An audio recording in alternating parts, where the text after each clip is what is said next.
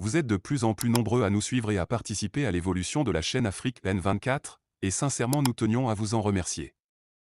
Nous lisons tous vos commentaires qui enrichissent le débat et vraiment nous vous demandons de nous soutenir, en aimant les vidéos pour une large diffusion, et pour continuer à avoir une ligne éditoriale indépendante, et vous proposer de nouvelles émissions toujours de plus en plus enrichissantes.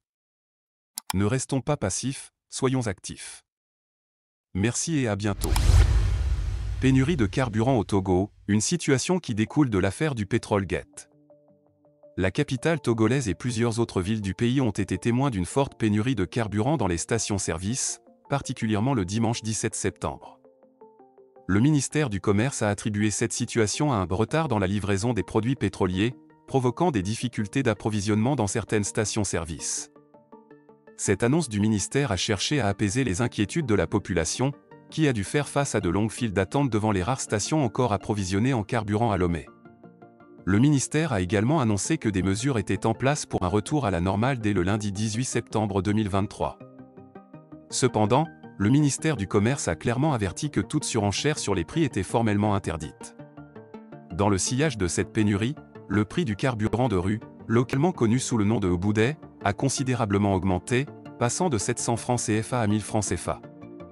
Il est important de noter que le dernier ajustement des prix des produits pétroliers au Togo remonte au mois de janvier 2023, et les tarifs en vigueur restent inchangés sur l'ensemble du territoire national.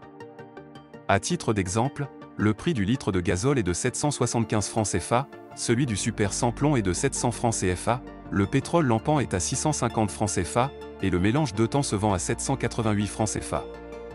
Affaire du Petrolgate au Togo, un élément clé pour comprendre la pénurie de carburant actuelle.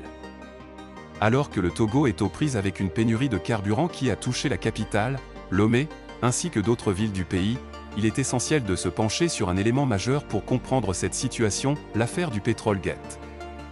Ce scandale, confirmé par le rapport final de l'Inspection générale des finances, a secoué le pays et a laissé des questions sans réponse. Dans le cadre de l'affaire du Petrolgate, plusieurs acteurs ont été accusés d'implication dans des malversations liées au secteur pétrolier. Cependant, il est frappant de constater que ces personnes n'ont jamais fait l'objet de poursuites judiciaires, tandis que des journalistes ayant enquêté sur l'affaire ont été pris pour cible. Un autre élément intrigant est que la pénurie de carburant survient quelques jours seulement après le départ du ministre du Commerce, suivi de la nomination d'un nouveau ministre.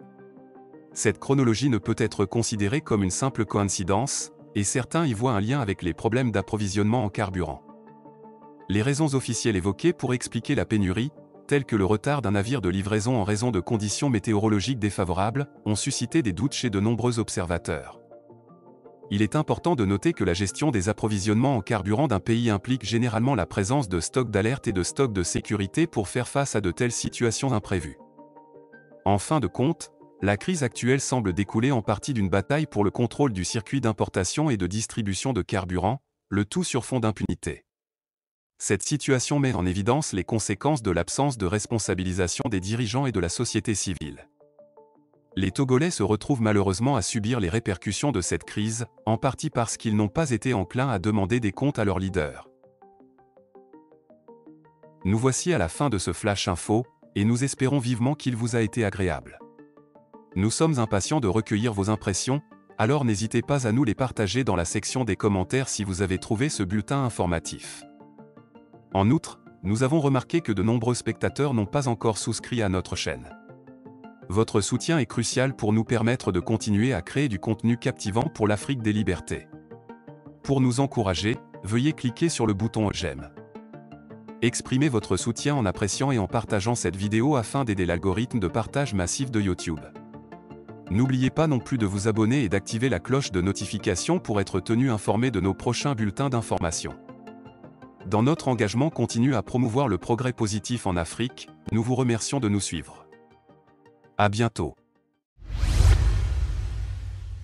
Likez la vidéo si ce n'est pas déjà fait. Laissez aussi votre point de vue en commentaire. Abonnez-vous et cliquez aussi sur la petite cloche de notification pour ne rien rater de nos prochaines vidéos. N'oubliez pas de partager aussi la vidéo et de la liker.